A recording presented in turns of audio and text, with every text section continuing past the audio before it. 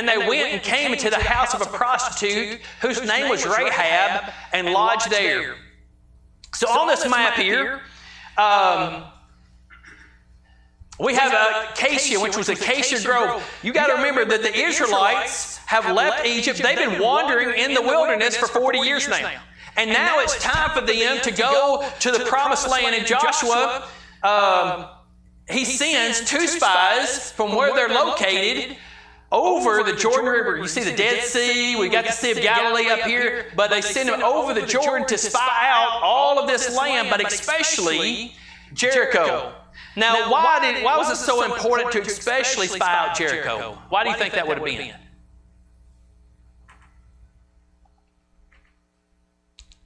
What do we know about Jericho? What was so impressive about it? The walls. As far as we know, this is one of the first fortified cities. And scholars believe it looked something like this. Supposedly it had 2 walls. One, an outer wall where people lived, but then there was an inner wall. They wanted to make sure that if they were ever attacked, they were going to be okay. This is an impressive setup, and Joshua sends 2 guys to go in and say, hey, tell us all about it. Find out information about how it's laid out, what it looks like, what we're about to face. We just want to know. Didn't Moses do something like this years before? How many people did he send out? 12. Sent out 12 spies, and they came back, and what was the report of the 10? Why couldn't they do it? They were too strong, and they had fortified cities. Sometimes they said, hey, there's even giants. We're not going to make it. We can't do it. What did the 2 say? We're well able to do it. Now, how in the world could they have said that? I mean, honestly, they had to be looking at all the people saying, we're slaves. There's no possible way for us to be able to go and win this war out of all these hundreds of thousands of people. We can't win. We're not warriors. We're slaves. But these 2 men got it. How were they going to take all these men and win all these battles? God. How did they know that? What had already happened? How did God already prove himself to these people? In Egypt. What happened in Egypt? The 10 plagues. He destroyed a nation with 10 plagues. And then all of a sudden, they're backed up against the Red Sea, and what happens? How do you not have faith in God? If I'm sitting there and I see Pharaoh with all his horses and chariots coming at me, and I have no place to go, and there's over 1 million people, actually over 1.5 million people, with all their possessions, that they took livestock with them, and they're backed up, and all of a sudden the waters part big enough for 1.5 million with all the possessions and livestock to walk through on dry ground to the other side, and then you turn around, you see the waters collapse on Pharaoh and his army. How could you not have faith in God? What did they do to win that battle? Nothing, except have faith to walk through. But now they've made it all the way there, and here's these 2 spies. Do you think Joshua probably had a conversation with them ahead of time? Say, hey, I'm not worried about what it looks like, what the opposition is. I just want to have enough information so I kind of know what to describe to the people. We're going to attack. That's not even an option. I just want to know what to tell everybody before we go. And he sends 2 spies. In verse 2 and 3 it says, and it was told to the king of Jericho, behold, men of Israel have come here tonight to search out the land. Then the king of Jericho sent to Rahab, saying, bring out the men who have come to you, who entered your house, for they have come to search out the land. Why do you think they chose Rahab's house? Do what? One, it's on the wall. It's probably easy access, but what's the other reason? What was her occupation? She's a prostitute. Do you think people noticed that there were many men walking in and out of this house? This wasn't uncommon. I mean, you walk into a stranger's house, and they're going to be like, whoa, what are you guys doing here? You walk into a prostitute's house, like, we know why you're here.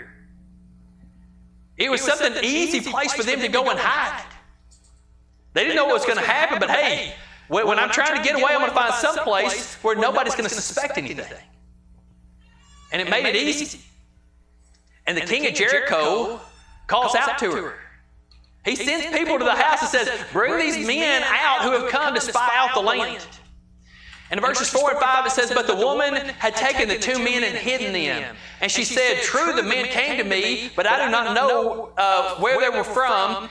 And when the gate was about to be closed at dark, the men went out. Pursue them quickly, for you will overtake them. Can you imagine Rahab, the pressure she's under right here? We know what she does. We know that she hides it. But I mean, you're talking about, you've got these military guys from the king who have come to you and says, let's go get them. What'd you do with them? Where are they? And how is she calm enough to say, I just didn't know where these guys are from. Yeah, they came into my house, and you know what I do for a living. They're gone. Right before the gate shut, when it was already dark, hey, they're out, they're gone. If you pursue them quickly, you'll be able to catch them. They hadn't been gone that long. And the men believe and follow after. In verses 6 and 7 it says, but she had brought them up to the roof and hid them with stalks of flax that she had laid in order on the roof. So the men pursued after them on the way to the Jordan as far as the fords. And the gate was shut as soon as the pursuers had gone out. Why do you think she decided to hide them in the stalks of flax?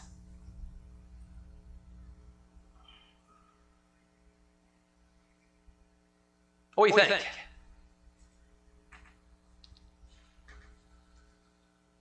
Let's imagine the top of somebody's house. And they're going to lay all these out to dry until it's time for them to use it for whatever they were going to use it from. And it says she laid them in order. She had this system in place, and she had these men to lay down, and she had that same order she always had, putting them right where they're supposed to be. And so when these guys, if they were looking through the house to kind of say, hey, I want to make sure nobody's here, they're going up there, and they're looking around saying, nothing up here looks disturbed. Everything's neat, and it's in order. We don't see anything here. Easy for them to walk away and not think a thing about it. In verses 8 through 11 it says, before the men lay down, she came up to them on the roof and said to the men, I know that the Lord has given you the land, and that the fear of you has fallen upon us, that all the inhabitants of the land melt before you. For we have heard how the Lord dried up the waters of the Red Sea before you when you came out of Egypt, and what you did to the 2 kings of the Amorites who are beyond the Jordan, to Sihon and Og, among whom you devoted to destruction. And as soon as we heard it, our hearts melted. For there was no spirit left in any man because of you. For the Lord your God, He is God in heaven above and on the earth beneath. Hold on just a second. How long ago had it been since they had walked through the Red Sea? 40 years. So can anybody tell me what happened 40 years ago right here in Summertown, besides maybe the fact you were born 40 years for everybody who's 40? What happened right here in Summertown 40 years ago? A lot of things. Well, let's just go with Tennessee. More things could happen. Something significant 40 years ago here in Tennessee. What about America? Anybody think about what was going on?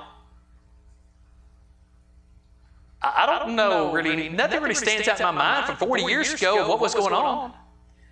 How is it that 40 years ago she remembers this event? But how believable would it have been?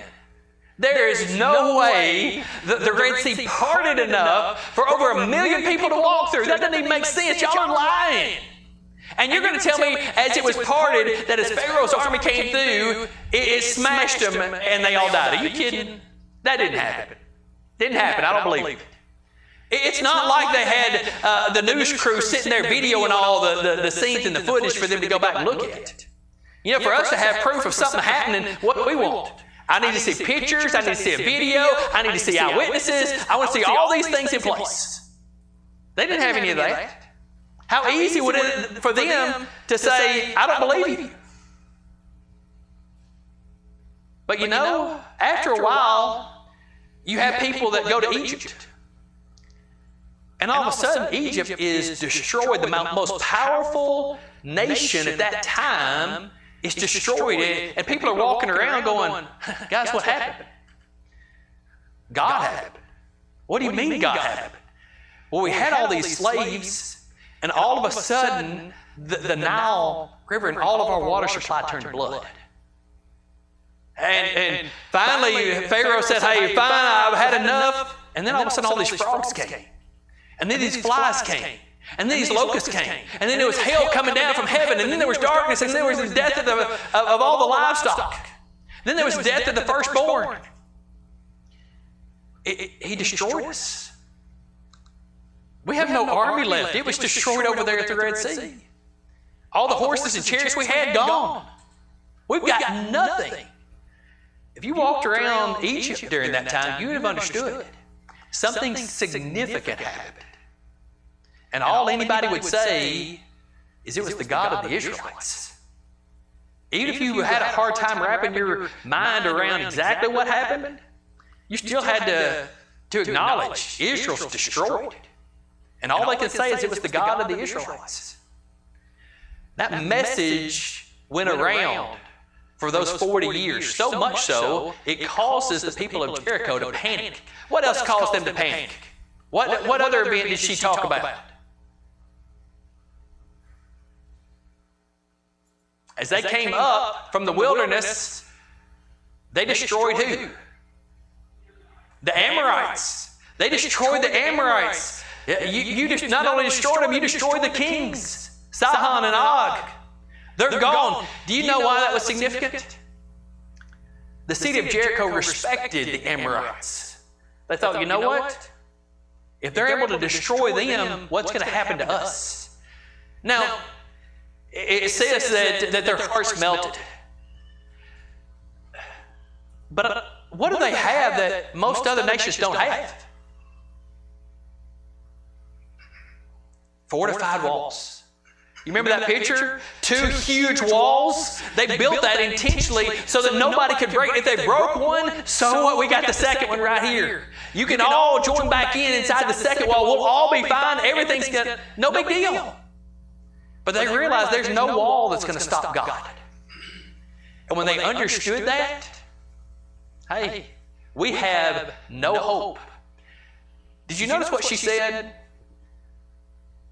For the Lord your God, He is God in heaven above and on earth beneath. They didn't worship this God. They worshiped all kind of idols and false gods. But she came to understand, hey, we've heard about your God. He's more powerful than any other God in existence. And we're afraid of your God. Any questions or comments?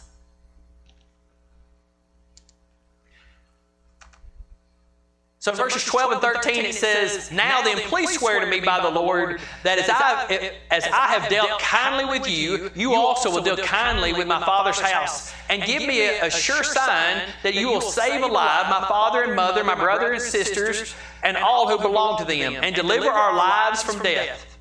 And the man said to her, our lives for yours, even to death. If you will not tell this business of ours, then when the Lord gives us the land, we will deal kindly and faithfully with you. Can you imagine this? Why do you think they made this deal with this Gentile? This prostitute? Why? What did they feel like they owed her? Their lives. They easily, what in the world? She could have easily, as soon as the guards came in, said, yes, sir, they're right up here under this flask right here. You just go dig them out, you can have them, you can kill them. They got it. She didn't have to do any of that. But because she believed in God, we find out in Hebrews chapter 11, the heroes of faith, by faith, Rahab the prostitute was saved. Because she believed in God, had such faith in God, she hid these two men, and she was saved.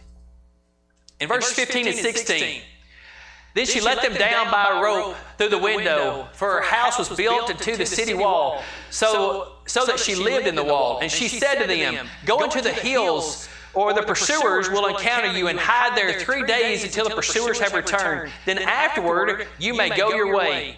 Now why did she tell them to hide in the hills for 3 days? That's right. All she knew is they were going to go in the same direction as those guys looking for them, and when they came back, they would have crossed paths. So listen, you go up there and hide. They'll be back in just a few days. If you'll just wait a few days, they'll be back. You'll be free to go. Be smart about what you're trying to do. Then we have the story of Jericho. So in chapter 6, we find out more about the story of Jericho. We find out that God tells who to march around the walls at the beginning.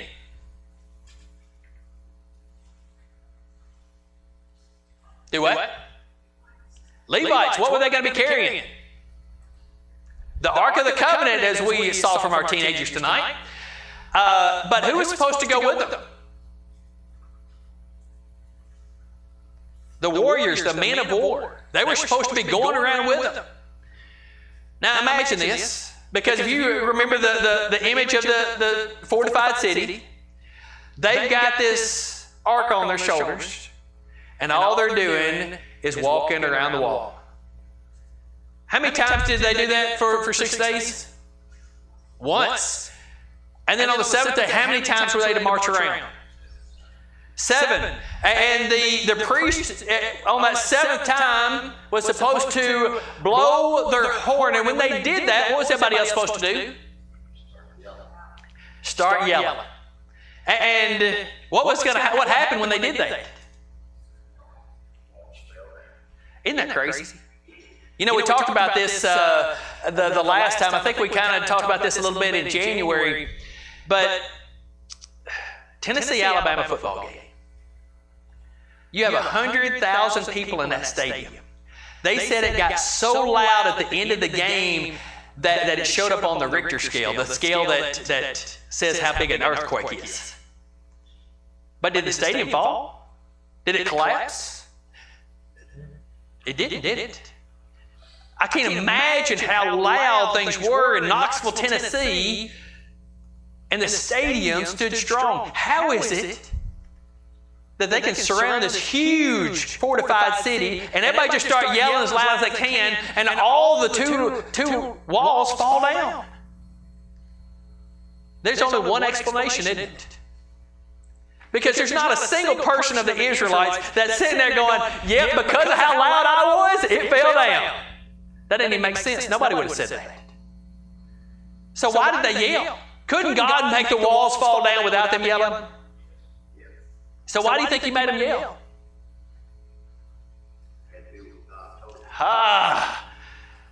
Sometimes God just expects us to do something, even though he could do it on his own. He expects something out of us. Isn't that a lot of things in our life? Aren't there a lot of commands that God could do other ways but chooses to do it a certain way? I mean, the easy one's baptism. I mean, honestly, what's the big deal? I'm going in there, getting dunked underwater. That saves me? Well, it does because he said that he would save me if I would hear, believe, repent, confess, and be baptized into Christ. Could he do all of that? Could he save me without me doing any of that stuff? 100%.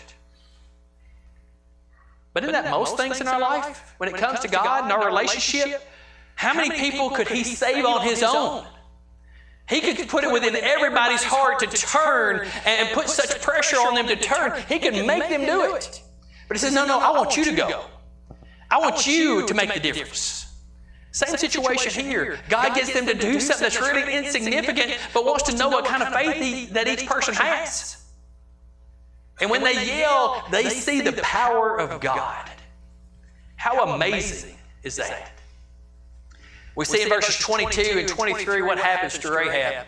But the two men who had spied out the land, Joshua said, "Go into the prostitute's house and bring out from there the woman and all who belong to her, as you swore to her." So the young men who had been spies went in and brought out Rahab and her father and mother and brothers and all who belonged to her, and they brought all her relatives and put them outside the camp. Hold on, why did they put them outside the camp? You ever thought about that? Why do you think that is? Do what? You never know. They're not an Israelite. Everybody else was outside of the camp.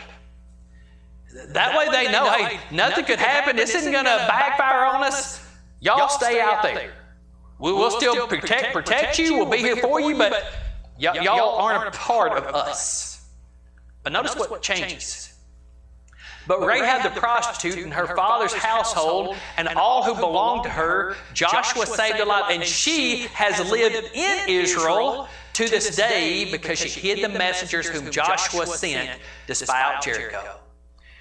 So what do we know about, what else do we know about Rahab? Who's her son? We studied this a couple weeks ago. She's in the genealogy of Jesus. She's one of the few women listed in Matthew in the genealogy of Jesus. Can you believe that there's a prostitute listed? Not even a Jew, it's a Gentile. But she is listed. But who is her son?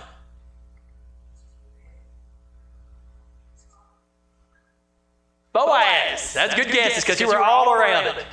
Boaz. We studied Boaz and Ruth.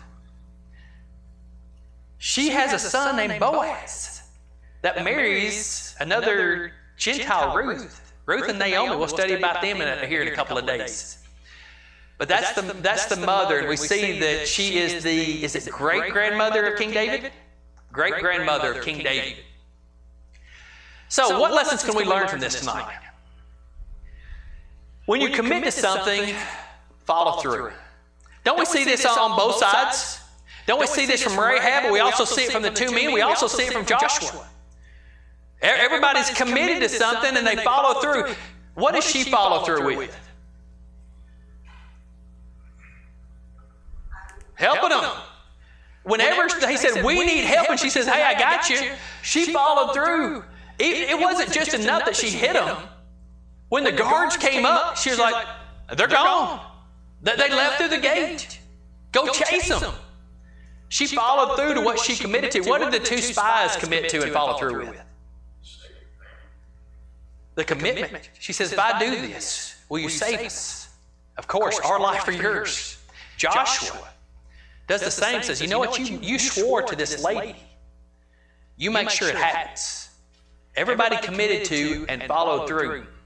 We see in Matthew chapter 5, verses 33 through 37, it says, again you have heard that it was said to those of old, you shall not swear falsely, but shall perform to the Lord what you have sworn. We know this is Jesus talking on the Sermon on the Mount. So many times he started out, you have heard it said. And what they were struggling with at that time is so many times people would say, hey, you know what? Yeah, but I didn't promise to the Lord. I don't have to keep my promise unless I tell you I promised to the Lord. And he says, you know what? You've heard this all along. He says, but I say to you. In other words, I know you've heard this, but listen to what I say. And he goes all the way back to the Old Testament. Do not take an oath at all, either by heaven, for it is the throne of God, or by earth, for it is the footstool of God, or by Jerusalem, for it is the great city, or the city of the great king. And do not take an oath by your head, for you cannot make one hair white or black. He says, why do you keep promising all these things and basing it on something spiritual like that's going to make a bigger difference? He says, quit. Quit doing all that. He says, this is the command you need to know. Let what you say be simply yes or no. Anything more than this comes from me. But why do you think this is our command as Christians?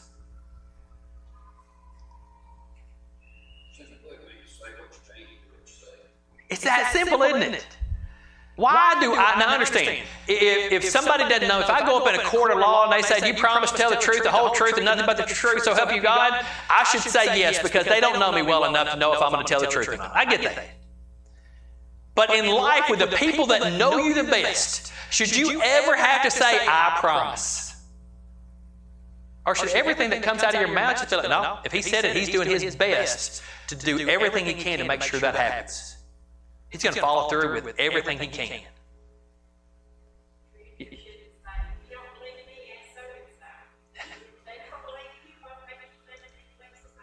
That's true. People should be able to just see us. Now I'm going to tell you, this hit home with me a few years back with Jacob. I can't remember what was going on, but he'd done something good at school and said, hey, you know what? Tomorrow I'll take you for ice cream after school.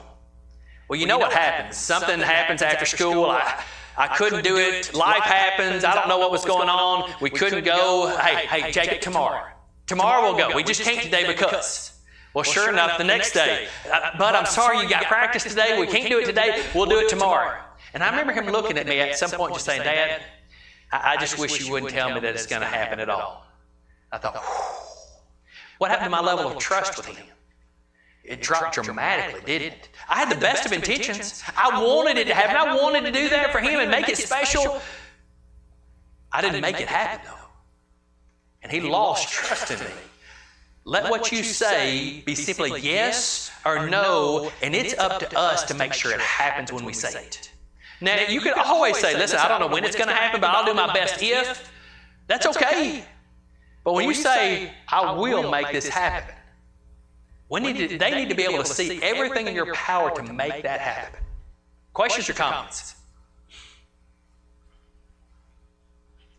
We keep going with this lesson. We see a story about Barnabas and Saul in Acts chapter, beginning in chapter 12. And Barnabas and Saul returned from Jerusalem when they had completed their service, bringing with them John, whose other name was Mark. And in chapter 13, now Paul and his companions set sail from Paphos and came to Persia and Pamphylia. And John left them and returned to Jerusalem.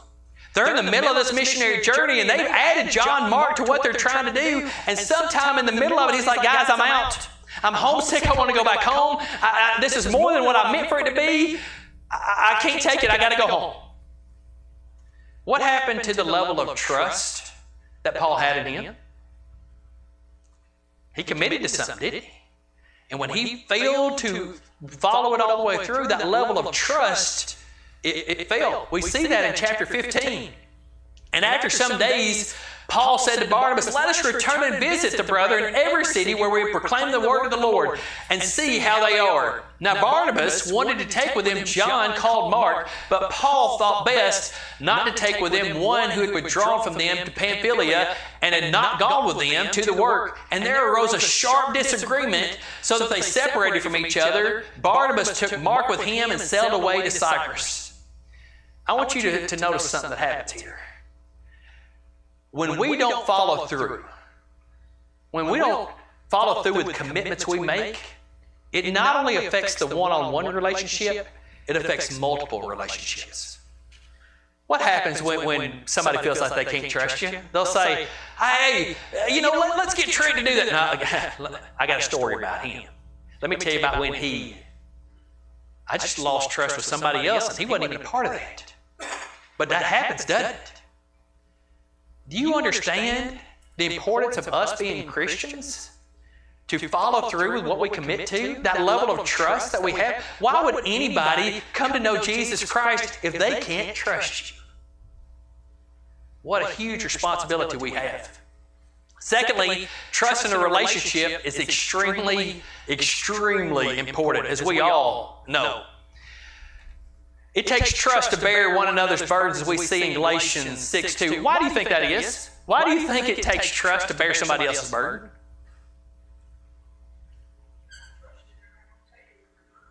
You're exactly right. Who do you want to help you in life? I want somebody I can trust. Life is hard, isn't it? I mean, let's just be honest. I wish it wasn't. I wish everything was sunshine and rainbows. I wish marriages were easy. I wish raising kids were easy. I wish being a Christian was easy, but none of it is. Well, you got highs and great moments in each one of those things, but boy, what about the lows? And who do you want there with you in the lows? I need somebody I can trust. I sure am not going to lean on you if I can't trust you. That's something we have to remember in this relationship that we want to have with each other in the Lord's church. It takes trust to confess our sins to one another. Why is that? I want to show a hand. How many of y'all have a sin in your life, probably multiple, that you hope nobody else ever finds out about? Let me see a show of hands. Some of y'all may be a lot better than me. My hand's way up high. We all do, don't we? We have things in our lives like, boy, I hope nobody ever finds out about my past and what happened way back here when I was immature and stupid and didn't know any better. Probably things that happened a month ago that I'm probably ashamed of and hope nobody finds out about. But you know what? Who's that person that you can lean on that you think could help you get back to God? Isn't that somebody you have to trust? Because if I'm willing to tell you this sin that I have in my life that I'm struggling with, I got to be able to trust you. I had one of my friends, and this wasn't, but it may have been 15 years ago, but he was an adult, somebody strong in the church, and he drove me home one night. I can't even remember where we were. But I remember him driving me home, and before we got out, he said, listen, I got something to tell you, and I need your help. He said, I'm struggling getting away from pornography. I've been in it for a while. I know it's not right. I can't stop. And I'm thinking, what? No. You are somebody I look up to spiritually. You're not that kind of guy. He said, no, you don't understand. I've been trying for years to get away from it. Why would he have even told me that? Who do you say that to unless you trust them? We wonder why the church is struggling being stronger. I'll be honest, I think it's the low level of trust we have with each other. Because we don't spend enough time together to build that trust. To say, you know what? I trust you enough, not only for me to be able to tell you and nobody else to find out about it, but to care enough about me to help me, to encourage me, to pray for me. That's the level of trust that the Lord's church has to have, that you need to have with other people. It takes trust to rejoice with those who rejoice and to weep with those who weep. We have sad moments in life, don't we? We have moments that our heart's broken. And I'm going to be honest, I'm not somebody who likes to show my emotion. Not at all. Lori loves showing emotion. Me, I don't. And boy, that frustrated her so much in our marriage because I almost go into shutdown mode when something was bothering me. But you know, as our relationship has grown, she knows just about everything about me. When I'm struggling, when I'm heartbroken, she knows. Why? Because of the level of trust I have. Do you know I have only a few friends in my life that I feel that close to?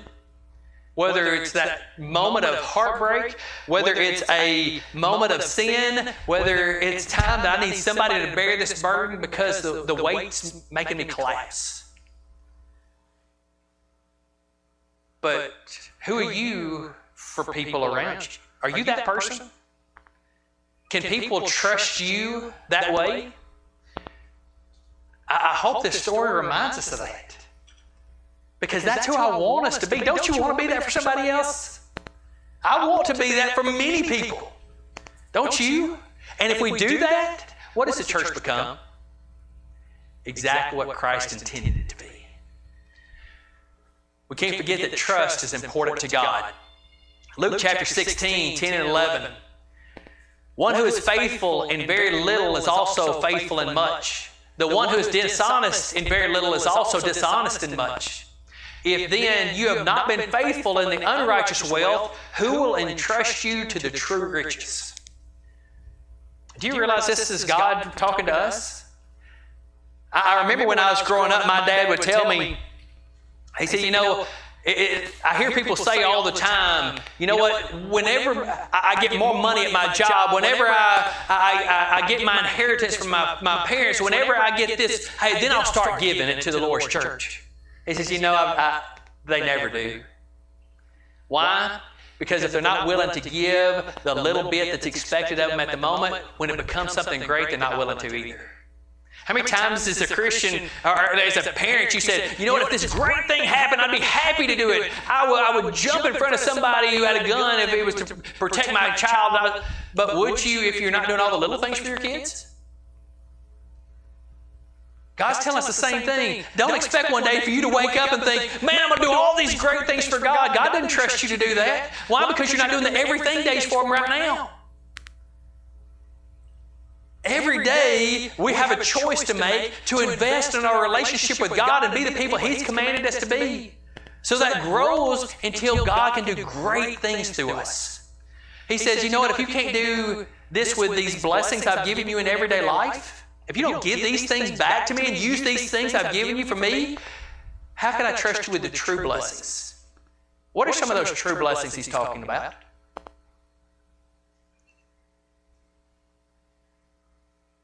What do you think? Have you ever thought about the true riches being the Word of God? He says, you know, I gave that to you, and look at you. I gave you this information. Really, it's this love letter from me to tell you how much I care about you and what I designed you for, this relationship I wanted us to have. And look at you. I gave you this true riches and you're not doing anything with it. You might look at it every once in a while, but you're not investing in it. You're not spending time with it. You're not growing closer to me through it and sharing it with other people. It's trust. He gave us something that means the world to Him. The story about how much He loves us by sending His Son, and we don't do anything with it. If we want to love God the way that we say we do, He needs to be able to trust us in the way we live this life. All right, this time